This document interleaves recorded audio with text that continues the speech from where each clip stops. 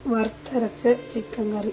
ആദ്യം കുരുമുളക്, പെരിഞ്ചീരകം, ചെറിയ ജീരകം, ഏലക്കായ, കറിയാമ്പൂവ്, ഒരു ചെറിയ കഷ്ണം കറിവേപ്പില.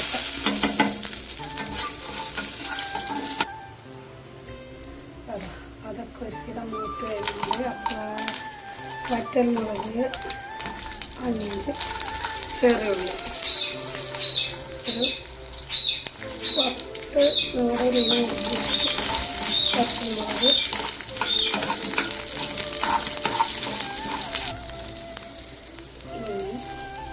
കറിവേപ്പില,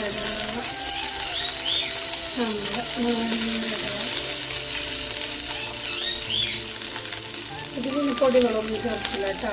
ചിക്കനിൽ മുളക് പൊടി, മഞ്ഞൾപ്പൊടി, മല്ലിപ്പൊടിയൊക്കെ ചേർത്തിട്ടുണ്ട്. നമുക്ക് ഒരു സ്പൂൺ തൈരും പൊട്ടിട്ട് നന്നായി കുഴച്ച് തിരുമ്പി വെച്ചിട്ടുണ്ട്. അത് നന്നായി വറുത്തെടുക്കണം. വറുത്ത് മുരിഞ്ഞ് വന്നതിന് ശേഷം അരച്ച് അതിൽ കൂടെ ചേർത്ത് നമുക്ക് കുക്കറിൽ പെട്ടെന്നൊരു കറി ഉണ്ടാക്കാം. അതിൻ്റെ ഇനി നമ്മൾ തക്കാളി ഇടുക.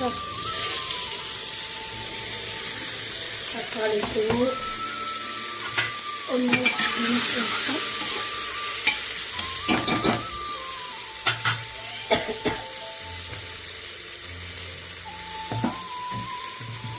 തക്കാളി ഇടുമ്പോൾ നല്ല വലിയ തീ വയ്ക്കരുത്. തീയൊക്കെ കുറച്ച് വയ്ക്കുക, സിമ്മിലിട്ട് വയ്ക്കുക. ഇഞ്ചി, വെളുത്തുള്ളി, പച്ചമുളക് അരച്ചതാണ് കേട്ടോ. ഇതൊക്കെ നിങ്ങളുടെ ഇഷ്ടത്തിന്. ഞാൻ 4 പച്ചമുളകും 2 ഇത്രയും വലുപ്പത്തിലുള്ള വെളുത്തുള്ളി 2 ഉണ്ടെടുത്തിട്ടുണ്ടായിരുന്നു. പിന്നെ 2 ഒരു വലിയ കഷ്ണം ഇഞ്ചി അതരച്ചതാണ് കേട്ടത്.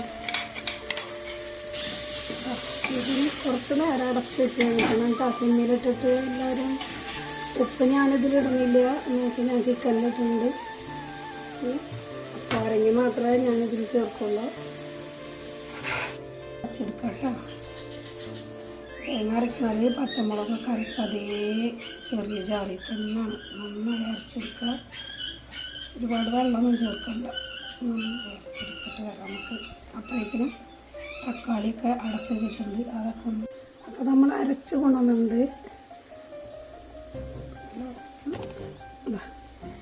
അങ്ങനെ അരിഞ്ഞിട്ടുണ്ട്. ഒരു പൊടി പോലും ഇല്ലാണ്ട് കണ്ട.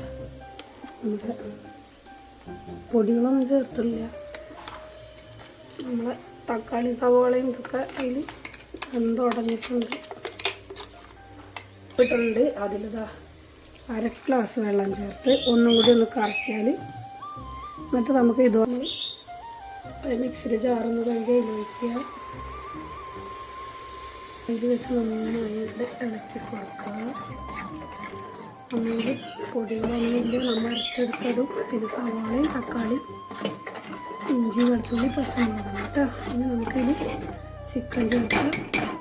ഈ ചിക്കനിൽ ഞാൻ പറഞ്ഞത് ഓർമ്മ ഉണ്ടല്ലോ, 1 സ്പൂൺ മുളക് പൊടി, 1 സ്പൂൺ മല്ലിപ്പൊടി, മഞ്ഞൾപ്പൊടി, ഇഞ്ചി, വെളുത്തുള്ളി, പച്ചമുളക് പേസ്റ്റ് ചേർത്തിട്ടുണ്ട് കേട്ടോ. 1 സ്പൂൺ തൈരും ഉപ്പും ചേർത്തിട്ടുണ്ട് കേട്ടോ.